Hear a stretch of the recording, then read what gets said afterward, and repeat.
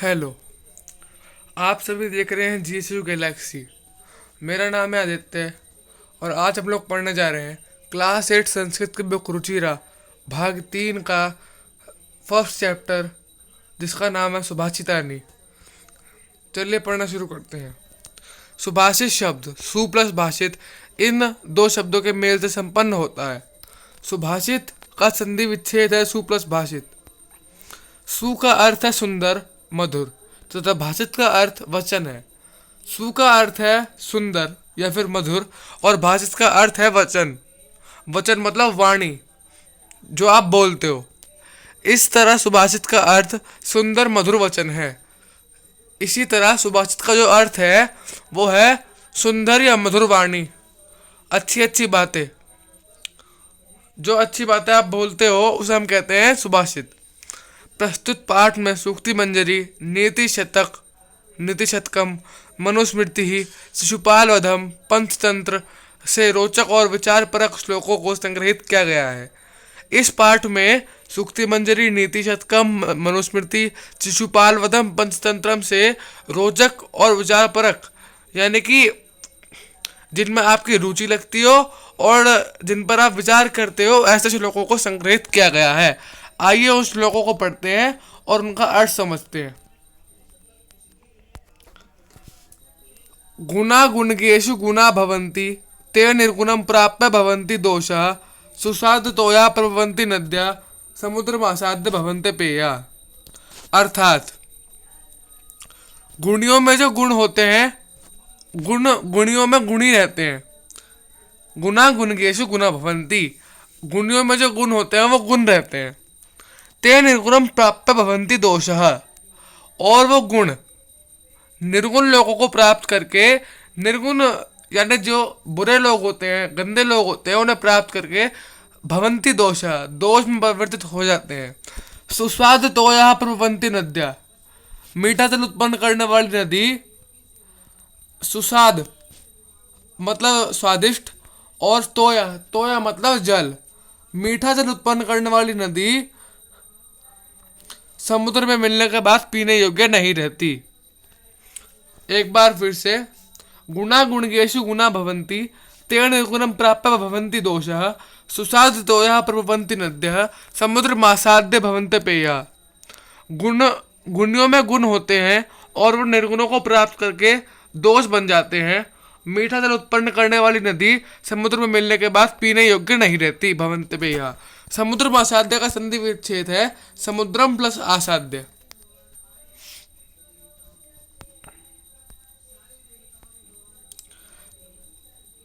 Second,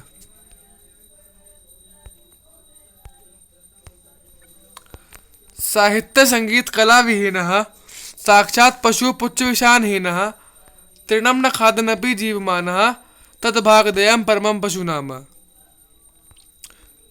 अर्थात साहित्य, संगीत और कला के बिना मनुष्य जो है वो साक्षात पशु के समान है। जिसके पास साहित्य नहीं है, लिटरेचर नहीं है, संगीत नहीं है, म्यूजिक नहीं है, कला यानी जितनी भी प्रकार की कलाएं, स्किल्स आपके पास हैं वो भी नहीं है, वो उस प्रकार का मनुष्य साक्षात पशु के समान है। पुच्छ विषाणहीन, जिसकी सींग और पूंछ नहीं है। पुच्छ मतलब पूंछ और विषाण मतलब सींग। तृणम न खादनपि जीवमानः, घास खाए बिना भी वह जीवित है। तृणम मतलब घास, घास खाए बिना भी वह जीवित है। तद्भागदेयं परमं पशूनाम, यह उन पशुओं के लिए सौभाग्य की बात है। एक बार फिर, साहित्य संगीत कला विहीनः, साक्षात पशु पुच्छ विषानहीनः, तृणं न खादनपि जीवमानः, तद्भागदेयं परमं पशूनाम। साहित्य यानी लिटरेचर, संगीत यानी म्यूजिक, कला यानी कि स्किल्स के बिना मनुष्य जो है वो साक्षात पशु का समान है, जिसकी सींग और पूंछ नहीं है। तृणं न खादनपि जीवमानः, घास खाए बिना भी वह जीवित है। तद्भागदेयं परमं पशूनाम, ये उन पशुओं के लिए यानी उन पशुओं के लिए सौभाग्य की बात है। किन पशुओं के लिए? जो मनुष्य है उन्हें पशु कहा गया है और उन पशुओं के लिए सौभाग्य की बात है। श्लोक नंबर 3। लुब्धस्य नश्यति यशः पिशुनस्य मैत्री नष्ट क्रियस्य कुलमर्तपस्य धर्मः विद्याफलं व्यजनेन कृपणस्य सौख्यम राज्यम प्रमर्त सचिवस्य नराधिपस्य। लुब्धस्य मतलब लालची की, नश्यति यशः यश यश नष्ट हो जाता है, अर्थात लालची का यश नष्ट हो जाता है। पिशुनस्य मैत्री, पिशुन मतलब चुगलखोर, लालची का यश नष्ट हो जाता है और चुगलखोर की मित्रता, लालची का यश चुगलखोर की मित्रता नष्ट क्रियस्य कुलमर्तपस्य धर्म। नष्ट क्रियस्य मतलब जो व्यक्ति नष्ट क्रियस्य यानी कि लालची तो लुब्धस्य है, पिशुनस्य मतलब चुगलखोर, नष्ट क्रियस्य मतलब आलसी व्यक्ति का कुल, नष्ट क्रियस्य मतलब जो कोई कार्य नहीं करता, आलसी व्यक्ति का कुल मर्थपश्च धर्मः और लोभी, धन का लोभी यानी मर्थप, धन के लोभी व्यक्ति का धर्म नष्ट हो जाता है। लुब्धस्य नश्यति यशः लालची व्यक्ति का यश, पिशुनस्य मैत्री चुगलखोर की मित्रता, नष्ट क्रियस्य कुलमर्तपश्च धर्मः और आलसी व्यक्ति का कुल और मर्थपरस्य यानी कि जो आपका लोभी व्यक्ति होता है उसका धर्म। विद्याफलम व्यसनीना कृपणस्य सौख्यम यानी कि व्यसनीना,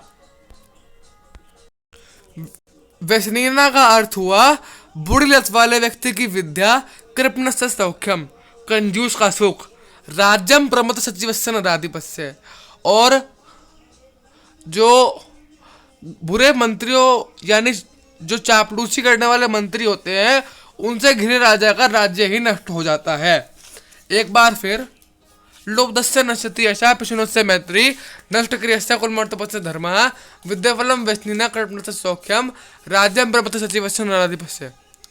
लालची व्यक्ति का यश, चुगलखोर की मित्रता, आलसी व्यक्ति का कुल और जो लोभी व्यक्ति होता है उसका धर्म नष्ट हो जाता है। विद्याफलम व्यसनिना कृपणस्य सौख्यम, जो बुढ़िलत वाले व्यक्ति होते हैं उनका विद्याफल और कंजूस का सुख नष्ट हो जाता है। राज्यम प्रमथ सचिवस्य नराधिपस्य और चापलूसी करने वाले मंत्रियों से घिरे राजा का राज्य ही नष्ट हो जाता है। पीत्वा रसम तु कटुकम मधुरम समानम माधुर्यमेव जनयेन मधुमक्षिकासौ संतस्थः समसज्जन दुर्जनानाम श्रुत्वा वचा मधुर सूत्रसम सजन्ति। यह मधुमक्खी मीठा और कड़वा रस समान रूप से पीकर मीठे शहद का ही निर्माण करती है। अर्थात पीत्वा रसम तु कटुकम मधुरम समानम, मीठा और कटुक, कटुक का अर्थ हुआ कड़वा रस समान रूप से पीकर यह मधुमक्खी मधुर रस का ही निर्माण करती है। संतस्थाय समसज्जन दुर्जना नाम श्रुत्वा वचः मधुर सूत्रसम सृजन्ति। जो संत लोग, उसी प्रकार जो संत होते हैं यानी जो सज्जन लोग होते हैं वो सज्जन लोगों की और दुर्जन लोगों की बात समान रूप से सुनकर मधुर सूत्रसम सृजन्ति, मधुर सूक्त रस का ही निर्माण करते हैं यानी मीठी वाणी ही बोलते हैं। एक बार फिर, पीत्वा रसम तु कटुकम मधुरम समानम, मीठा और कड़वा रस समान रूप से पीकर माधुर्यमेव जनयेन मधुमक्षिकासौ, यह मधुमक्खी मीठे रस का ही निर्माण करती है। संतस्थैव समसज्जन दुर्जना नाम, संत उसी प्रकार जो संत सज्जन लोग होते हैं वो भी दुर्जन यानी कि बुरे व्यक्ति और सज्जन यानी कि अच्छे व्यक्तियों की बात समान रूप से सुनकर मधुर सूक्त समसजन्ति, मीठी वाणी ही बोलते हैं। विहाय पौरुषम यो ही दैवमेवावलंबते, विहाय पौरुषम यो ही दैवमेवावलंबते प्रसाद सिंहवत तस्य मूर्धिना तिष्ठन्ति वायसः। अर्थात जो व्यक्ति अपने पौरुष अर्थात परिश्रम का साथ छोड़कर भाग्य का सहारा लेता है यानी किस्मत का सहारा लेता है, प्रसाद सिंहवत तस्य मूर्धिना तिष्ठन्ति वायसः, उसकी स्थिति महलों में बने उस शेर की तरह हो जाती है जिसके सर पर कौवे बैठते हैं। प्रसाद का अर्थ है महल, सिंहवत का अर्थ है शेर। एक बार फिर, विहाय पौरुषम यो ही दैवमेवावलंबते प्रसाद सिंहवत तस्य मूर्धिना तिष्ठन्ति वयसा।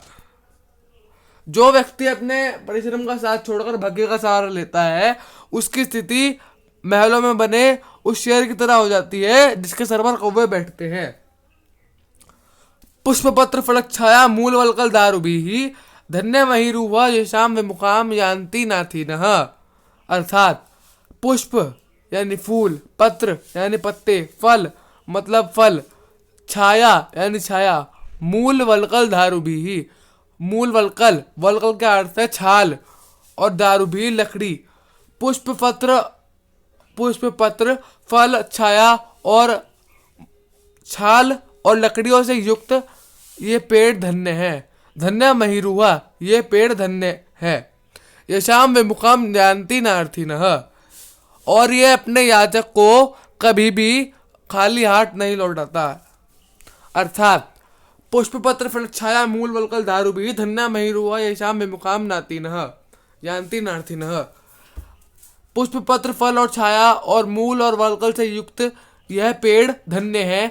यह पेड़ अपने याचकों को कभी भी खाली हाथ नहीं लौटाता, निराश करके नहीं लौटाता। इसके पास आने वाले याचक कभी भी निराश होकर नहीं लौटते। चिंतन यह विपदा माधव्य प्रतिक्रिया, यानी कि चिंता के आने से पहले उसका समाधान ढूंढ लेना चाहिए। ना कूप खननम युक्तम प्रदीप्ते वहीन्या ग्रहे। अर्थात चिंता आने से पहले, कष्ट आने से पहले, दुख आने से पहले ही उसका समाधान ढूंढ लेना चाहिए। चिंता आने के बाद उसका समाधान ढूंढना उसी प्रकार अनुचित है जैसे घर में आग लगने के बाद कुआं खोदना। तो यह था आपका चैप्टर सुभाषितानी। इसके जो अभ्यास कार्य है वो हम एक नेक्स्ट वीडियो में करेंगे। तब तक के लिए थैंक यू, गुड बाय।